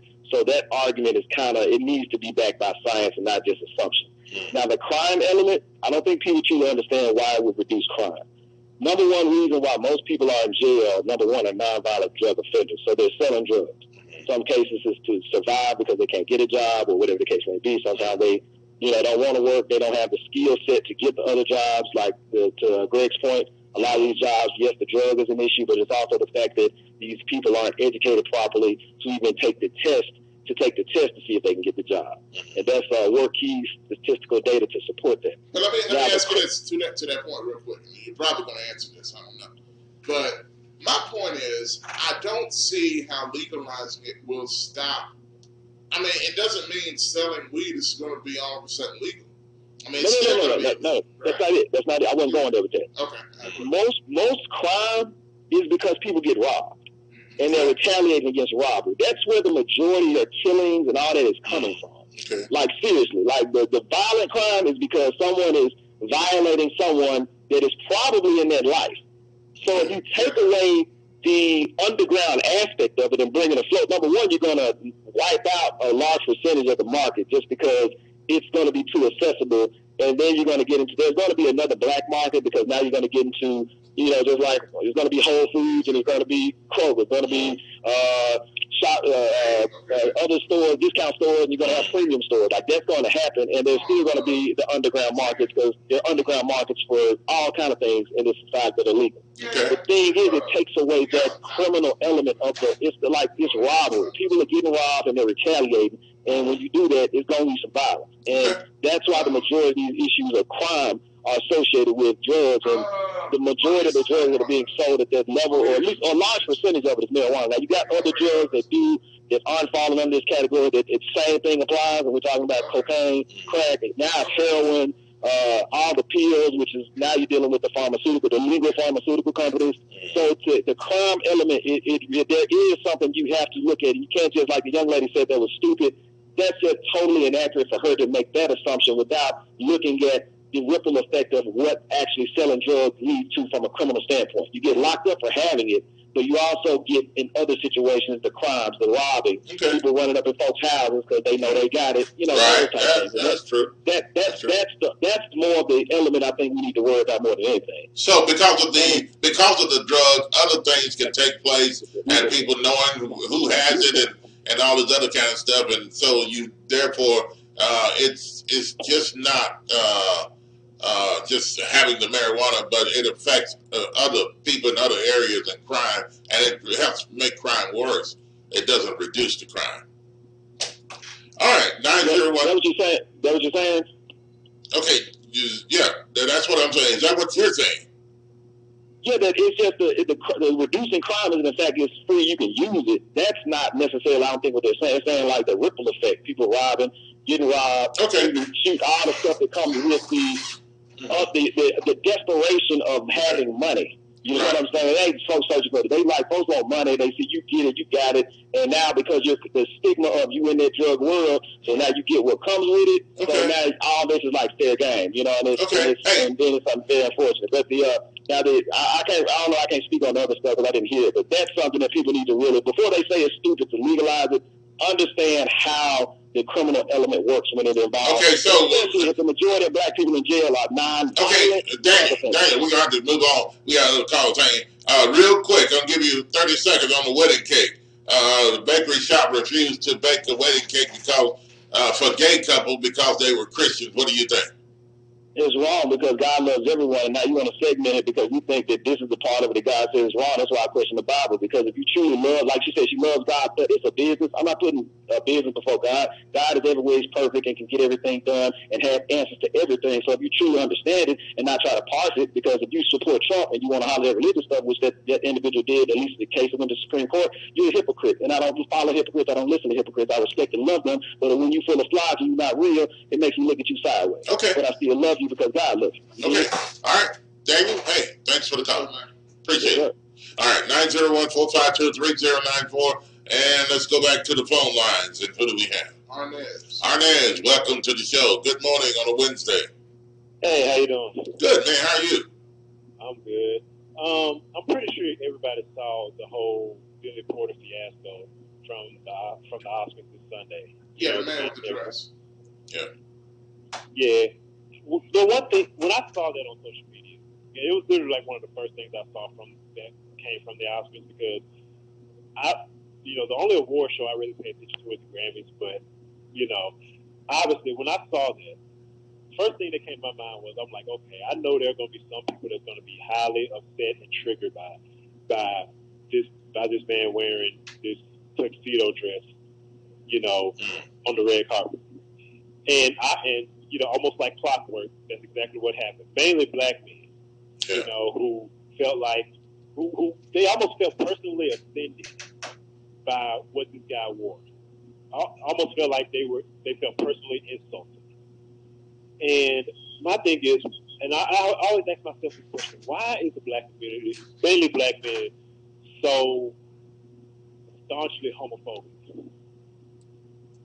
And what do you mean? What do you break it down to the people now? What do you mean by that? I mean, like anytime they see a gay black man or do something that normal gay black men do, especially in a public forum, it's like I said, it's almost like they feel personally insulted, and personally disgusted. Why? Because black men are homosexuals or gay?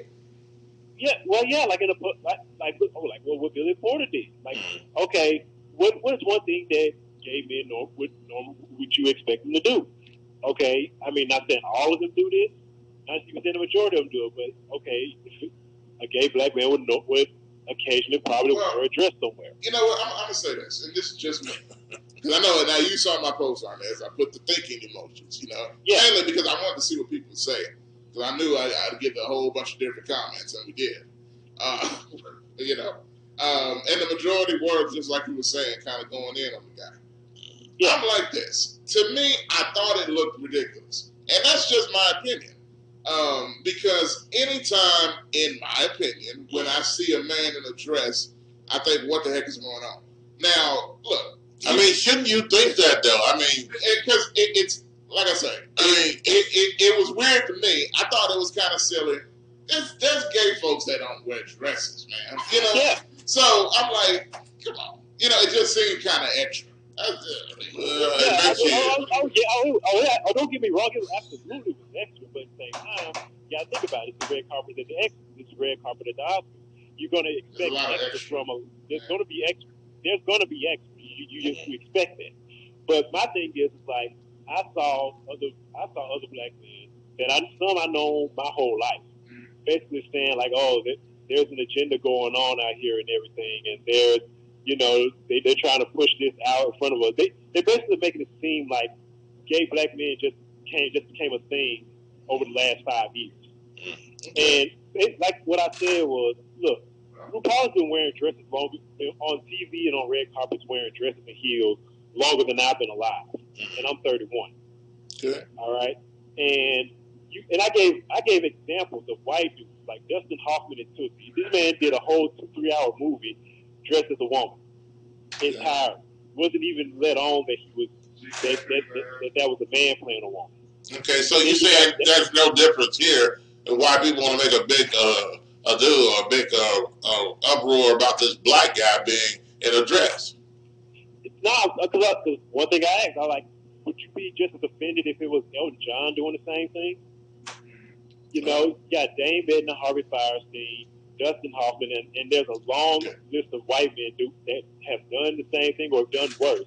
But I don't think we should look at it as color. I can care less who it is, white, black, Japanese, Chinese, or no needs.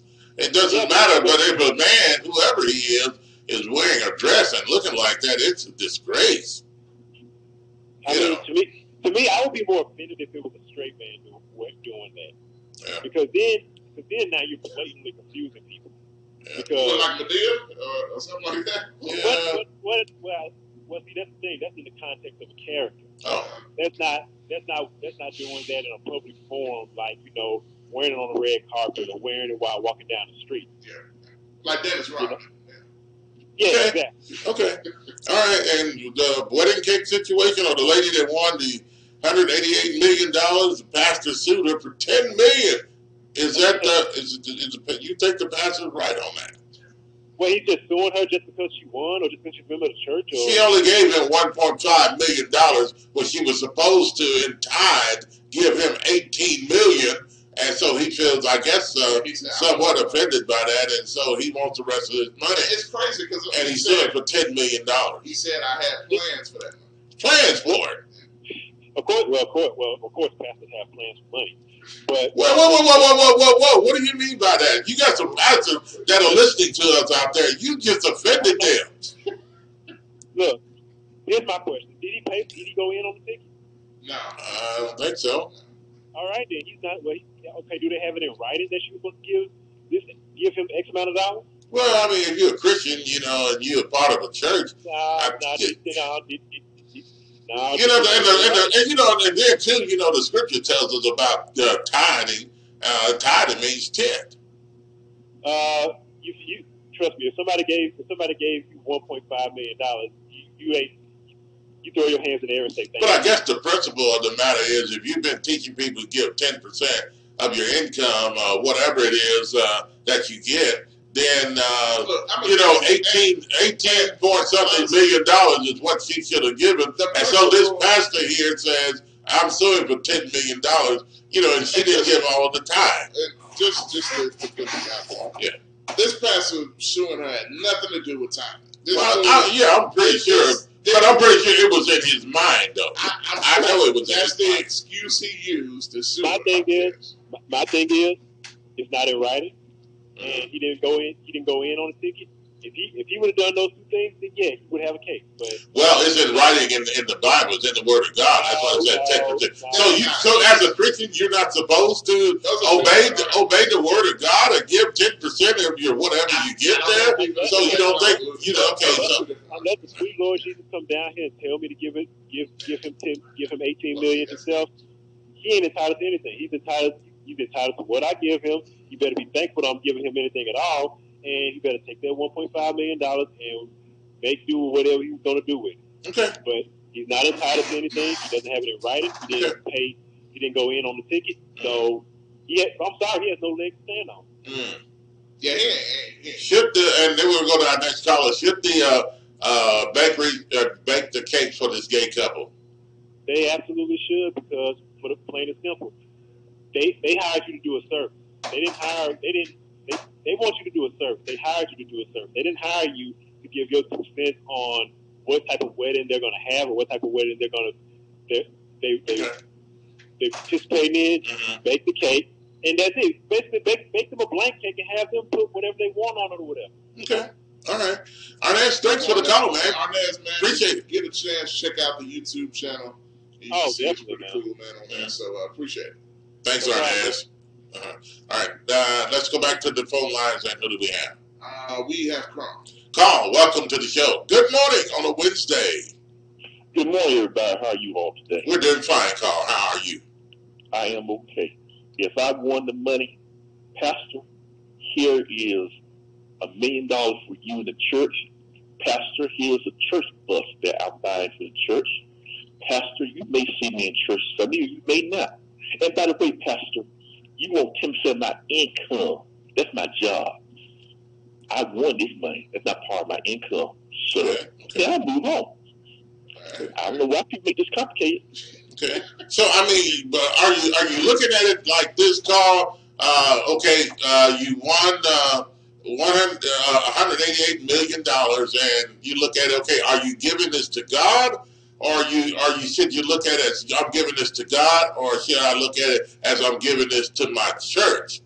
And I'm giving to my church. You're not giving it to you're not giving 10% to God. Well, sir, my income at the job I have would not equal $188 million. So they're getting my 10% tithe. That love offering I'm giving of $1 million is my love offering to the church. Okay. Because that's not part of my income. And if I decide to buy the church a bus so they can get from point A to point B, there's also a love giving. They should be thankful that they got that. And then I would tell him, when I come to church the next time, I would donate my 10% tithe from my job, not from my winning the lottery. Okay. I don't know why people make that complicated. For the bakery, what color is money? Money is green. Okay. And do gay people have jobs? Some of them, yes. And would that job be paying money? Yes. Usually. Would you green? Yes. So I don't give a flying rat who pays. What you do, how you live, pay me. Now, I must say, a flying rat is, a lot of people consider that a bat. A bat looks like a flying rat. Yeah. So but Carl, you're not looking at their convictions on here. I don't care about their convictions, just pay me. But they are. They are. Bob, there are some preachers who got some crazy convictions. You may know some of them who will love a racist like 45 and say he's okay because he never said the N-word or never have proof of him being a racist. Just because you don't say the N-word does not mean you're not racist. What do you hate about 45, the president? What do you hate about him? Well, let's see. I don't know. Do we have time to go? No. Really? Yeah. What do you give me a couple of reasons why you hate the president? He lies. He treats black people like we're stupid. And in what way? Well, let's see. He called people most of these time you attack black people, you say we have a low IQ. Now with me, I'm asking him, you have proof of my IQ, sir? Okay. How do you know I have a low IQ? How dare you say that? Where's the proof of it? He says things. And let's be real here, Bob. Yes. Most people think black people are dumb anyway. Oh, really? They consider us with low IQ. You may recall, Bob, they did not want black quarterbacks in the NFL because they think, wait for it now, we did not have the mentality to comprehend play call. Yeah, that's why Carl, being a quarterback, it's just like, being the main operation of everything, the brain. So, and of course, back in the day, before we make America great again, we black people did not have the mental abilities to manage or to think and to save people's lives because we did not know how to take a block. Carl, another question. Do you think Antonio Blackman says we should legalize marijuana because it helps decrease crime? Oh, yes, we will. And Bob? Does it decrease crime? Do you think it will? Who cares? I make a profit. Well, no, wait a minute, Carl. What do you mean, who cares? People do care about crime, whether it's increasing or whether it's decreasing. What do you mean, who cares? Bob, look here, man. I'm sorry. Look here, sir. Yeah, thank you for changing that, sir. I got a little carried away. You sure did. That's because you're smoking weed. That's why you out of your mind. But go ahead. I forgot my place because you almost increased crime. Go ahead. That's right. At AM 730, this radio station, the talk show hosts, all four of y'all keep it real. Okay? Yeah, now, where was I? Oh, yeah. Marijuana. Sir, if I had a marijuana shop and I would make money, and then when I try to deposit my money in one of these fine banks in Memphis, Tennessee, they tell me they don't want my money. You know what I say? That's okay. I'll go to my house and then I'll call you, Bob, and ask you, would you be my bodyguard or find me some bodyguards to protect my money? I would pay them. Therefore, I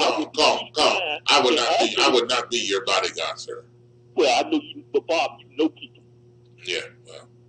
See, all you gotta do, Bob, is one phone call every situation, and somebody will be there. Because Bob, I listened to you for almost 4 years. You know people. Yeah, that's true. Now, Carl, real quick, last thing I want to get in here, so I know we got to go, is the pastor we're talking about the $10 million. I have a clip of the pastor after he heard that she, who was a member of his church, won the $188 million lottery. Here is his reaction. Y'all ready? Yeah. Let me hear what his mind had to say. Here we go.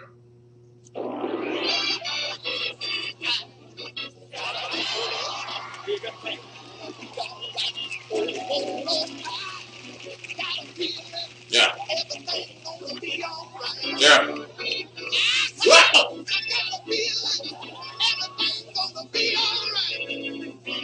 Yeah.